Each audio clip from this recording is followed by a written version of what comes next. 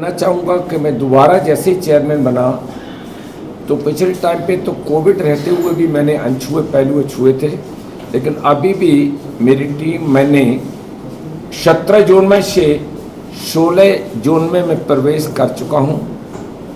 68 division में से 37 division में भी मैं जा चुका और स्टेशन भी 258 यानी 258 स्टेशन का निरीक्षण कर चुका हूँ। 19 स्टेट कवर कर लिया मैंने। यात्री सेवा समिति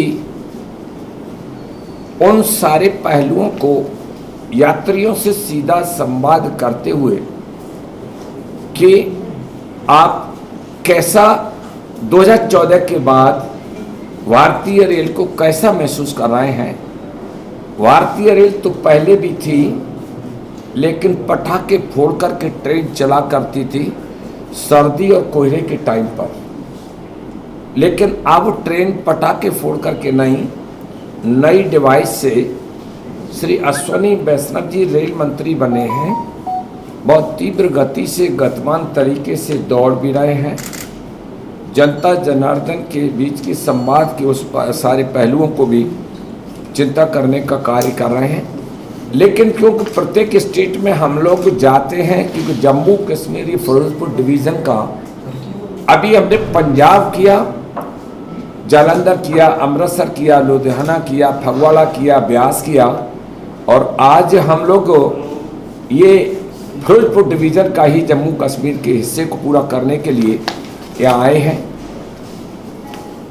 इसमें ये जानकारी देना चाहूँगा, भारतीय रेल देशाटन का सर्वोत्कृष्ट माध्यम है जिसे life line of the nation बोलते हैं और यशस्वी प्रधानमंत्री माननीय मोदी जी ने इसे विकास का पहिया भी कहा। ये डिजिटल की दुनिया है और डिजिटल मोदी जी के ज़माने पर आया है। डिजिटल के ज़माने में विशेषकर जम्मू कश्मीर के मैं कल बनिहाल में आपके प्रोजेक्ट को देख रहा था जो इरकॉन के द्वारा क्या जम्मू कश्मीर में नया, यानी जम्मू कश्मीर उधमपुर श्रीनगर बारामूला रेल जो लिंक प्रोजेक्ट है जिसको शॉर्ट में USVRL बोलते हैं, ये कॉन्कर और इरकॉन दोनों के द्वारा, तो मैंने इंजीनियर्स की टीम को उस पूरे प्रोजेक्ट को जाना, देखा। ये भारतीय रेल जो कन्याकुमारी से कश्मीर तक बहुत तीव्र गति से जुड़ने जा रही है। इसमें कटरा और बनिहाल के बीच का काम बहुत तीव्र गति से चल रहा है और ये काम जल्दी ही पूरा होने वाला है। फिर जो कश्मीर से कन्याकुमारी का जो कहावत है, तो इसमें सामाजिक आर्थिक विकास का चहुमुखी विकास लोगों का होने वाला है। एक देश एक प्रधान एक विधान की जो श्रृंखला सबका साथ सबका विकास माननीय मोदी जी ने 2014 में जिस सपने के साकार को पूरा करने के लिए देश का राजपाट संभाला, कि लोग लेफ्टिस्ट और कुछ कांग्रेसी लोग जिन्होंने नक्सलवाद, आतंकवाद, भ्रष्टाचार की बुनियाद की एक गहन दीवार पैदा करके देश को तहस नहस किया, गरीबी मिटाने की जगह गरीब मिटाए, जातवाद की खेती पैदा की। भारत का संविधान आजाद होने के बाद देश संविधान से चले, लेकिन कांग्रेस पार्टी अपने विधान से चल रही है। जो राजपाट में होता था कि राजा मरा, रानी और फिर रानी के पेट से पैदा हुआ उसकी संतान।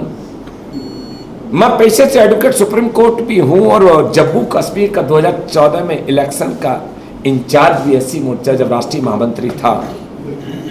मैंने एक इस जम्मू कश्मीर के किसी डिस्ट्रिक्ट को, किसी तहसील को, ब्लॉक को नहीं छोड़ा। डॉक्टर साहब भी खुद बैठे हुए हैं और ये जिसे जन्नत कहते हैं, मैंने भी जन्नत इस 6 दिन के प्रवास में जन्नत को देखा, डल लेक को भी देखा, मैंने गार्डन को देखा और मैं तमाम ऐसे अनछुए पहलू जो विश्व का एक प्रतीक है। जैसे अभिन्न अंग तो कहते थे, लेकिन अभिन्न के नाम से ये भिन्न कर दिया था, दूर कर दिया था। और किन्होंने किया था? ये कांग्रेसियों ने। आजादी की जंग लड़ने वाले मूवमेंट का नाम मरहूम जो है जवाहरलाल नेहरू जी ने एक राजनीतिक दल दे दिया, जबकि महात्मा गांधी तमाम लोगों ने कहा था कि इस मूवमेंट को राजनीतिक रूप मत दो, और बड़ी पापाई करते थे। आरटीआई दे दी, आरटीआई दे दी, चूंकि एडवोकेट होने के नाते आरटीआई जिले से लटकते लटकते प्रदेश में लटकती थी, और लटक करके कहाँ चली जाती थी पता नहीं चलता। लेकिन डिजिटल इंडिया मोदी जी का अभी टच से डालोगे तो आपके मोबाइल में आपके दिल की धड़कन में घंटी बज जाएगी। ये मोदी जी का जमाना है। कोविड-19 में लोग राजनीतिक रोटियां सेक रहे थे कि ये भारतीय जनता पार्टी का कोविड था, क्या ये पार्टी ने पैदा किया था? या पूरा विश्व दहक रहा था कोविड-19 में, उस समय लोग रोटियां, कांग्रेस के लेफ्टिस्ट के लोग रोटियां सेक रहे थे, लेकिन भारतीय जनता पार्टी का कार्यकर्ता जन जन तक खाद्य सामग्री पहुंचा रहा था।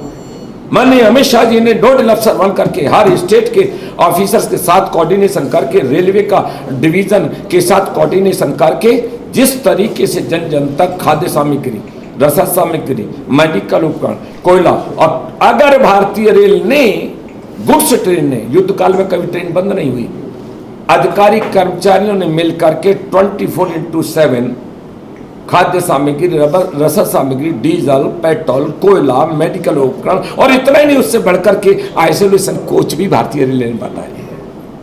आरपीएफ भी बढ़ चढ़ कर हिस्सा लेकर के अपना वो करे, लेकिन उस समय रोटी ऐसे कर, पानी भी नहीं मिल रहा है पीने का। अरे बड़ा शर्म की बात है, मैं टीवी चैनल पर डिबेट में बैठा था, पानी की बोतलों का एक स्टेशन पर बहुत जखीरा पड़ा था, एक एक आदमी 2-2 कैरेट उठा करके जा रहा था। तो मैंने कहा शर्मदारो, कम से कम देख तो लो कि कितनी बोतल लेके जा रहा है, एक लेके जानी चाहिए, वो पूरा एक कैरेट। क्या शीशे के महल होते हैं, वो दूसरों के पत्थर मारा करते हैं। ये भारतीय जनता पार्टी जात धर्म की राजनीति नहीं की। ये जिन लोगों ने इस देश में जात, पंथ, धर्म, नक्सलवाद, आतंकवाद पैदा किया, वो किस मुंह से बात करते हैं भारतीय जनता पार्टी? अगर भारतीय जनता पार्टी जातवादी होती तो एपीजे अब्दुल कलाम राष्ट्रपति नहीं बनते, रामनाथ कोविंद राष्ट्रपति नहीं बनते, मुर्मू जी राष्ट्रपति नहीं बनती, और मेरे जैसा व्यक्ति V Ramesh Ratan chairman passenger service committee नहीं बनता। ये पहली पार्टी है, यह कोई भी राष्ट्रपति बन सकता है। ये पहली पार्टी है कि कोई भी राष्ट्रीय अध्यक्ष बन सकता है। ये जात, पंथ, धर्म की कीर्ति नहीं है। इसलिए रेल बेच दी, जहाज बेच दिया। अरे कम से कम इतने बुद्धि तो कम से कम रख लो। जनता ने नकार करके 10% भी आपको विपक्ष में बैठने का मौका नहीं दिया। For more updates, do subscribe our YouTube channel and don't forget to hit the bell notification icon. And if you are watching this video on Facebook, do follow our Facebook page.